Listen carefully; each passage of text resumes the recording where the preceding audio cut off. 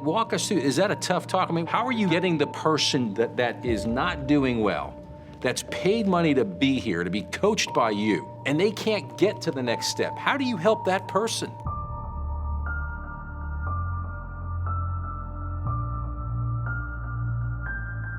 The weather took a completely different turn, so we wanted to react quickly to what we have already at stake. Sometimes when you're served lemon, you have to make lemonade.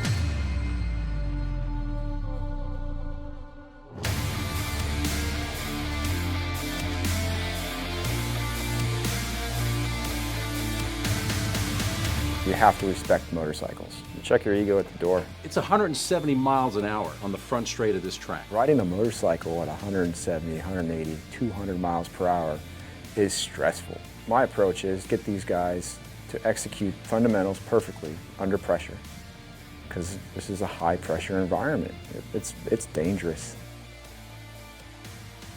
One of the greatest temptations when they're on track is to try to ride fast. I know everybody wants to go fast, but I want them to be consistent so they can apply what we learned over these 3 months at any track they go to. Everybody needs a little different attention to different details, and that's really what I go after. Seeing somebody go from a moderate pace and possibly dangerous to a fast pace and safe, it definitely makes you feel good. The basic building blocks for me is riding position, sitting on the bike in the right spot and using the brakes correctly. If you're riding the bike in the right spot, you can do almost everything else wrong and not crash. One of the things Chris Fillmore really brings to the table is that he can make things simple. So something that might sound complicated, he jumps on your bike, he shows you, and it becomes crystal clear. And you get back, you try it, and you go, oh my God, it was obvious the whole time, but it's not until you see a pro do it.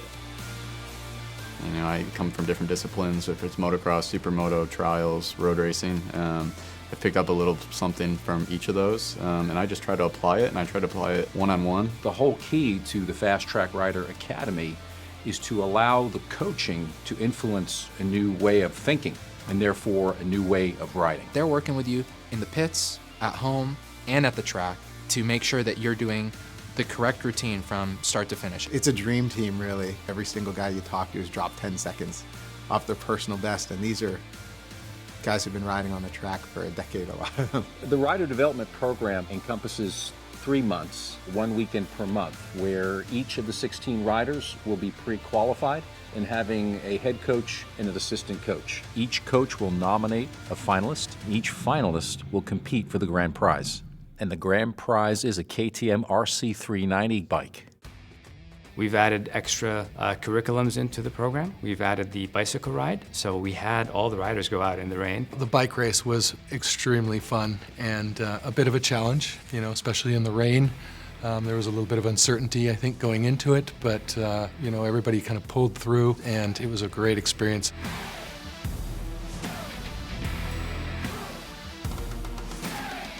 In addition to that, they had to run the Gymkhana style competition in the rain as well. It's amazing to see these riders react to the new changes that we had to make. We had to tailor the program slightly to make the weather curveball fit into this equation.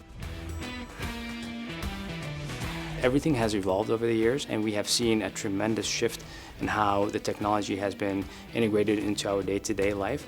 But on the training aspect of things, we haven't seen a huge movement. We are really energized to have push technology on board. What we are now seeing is the lean angle in a corner, where the rider is braking, and the actual race line around the track. So you're able to see your lines overlapped with your coach's line. You're able to see your times break down with your coach's times, and not just for the lap, but for any part on the track. It takes a lot of the guesswork out of this, which is kind of fun too. When you say, hey, I took that corner faster than Chris Fillmore, that's pretty cool. One corner. We have a motorcycle that we're giving away to the winner of the Academy, Mike Delucci.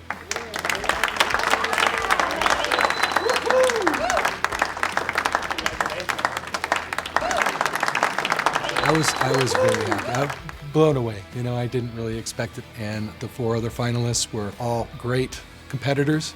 So at the end of the day, I really didn't know how it was going to turn out. And now that I'm sitting here, I am unbelievably excited and happy. This is round 2 of the Fastrack Academy. You can tell, there's a brotherhood, there's a sisterhood, there's a camaraderie, because at the end of the day, we want each other to succeed. We have the best staff and we have amazing sponsors. We're sponsored by all the top brands. 3.0 is going to have to be a surprise. I mean, this is it. The expectations are going to be very high. People that know us, they know that we keep pushing the envelope. I'm sure we'll live up to that expectation. 20 years from now, it will be the things that we did not do that we will regret more than the things we did. And so it's game on. This is a romantic sport. When you love a motorcycle, it's a lot like marriage. It's violent, it's dangerous, but it's highly rewarding.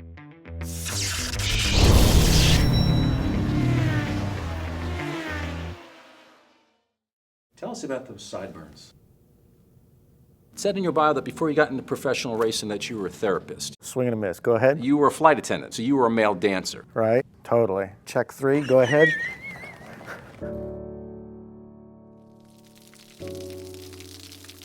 Being able to make these riders advance to levels that not only they can go faster, but they can go faster, safer, that to me is a breakthrough. A lot of us have grand ideas, but only a few of them really bring them into reality. And I think what you've done, you have changed the game.